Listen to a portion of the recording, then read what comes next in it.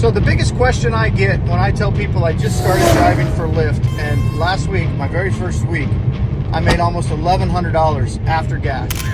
Biggest question I always get. Well, what about the depreciation on your car? Isn't that going to depreciate your car? Yeah, it's going to fucking depreciate my car. But you know what? $1,100 after gas is $50,000 a year. I'm pretty sure your car is not going to be an appreciating showpiece in a museum someday. So guess what? Your car is depreciating anyway. Are you going to depreciate it faster? Absolutely. But you know what you're doing when you're depreciating it faster? You're making $50,000 a year part-time extra. Hello. Okay? How much is your car worth?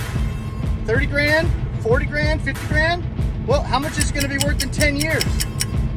You know, $10,000? Okay. What if I put 50,000 miles a year on that car, but in doing so, I make an extra $50,000. Okay, so now I only have that car 3 years. Now it's got 150, 200,000 miles on it.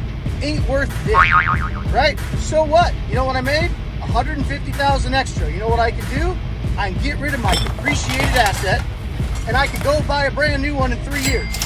So you people want to stay broke, don't do anything, keep making excuses, say, oh, I'm depreciating my car. Get off your ass, use your car to make some money.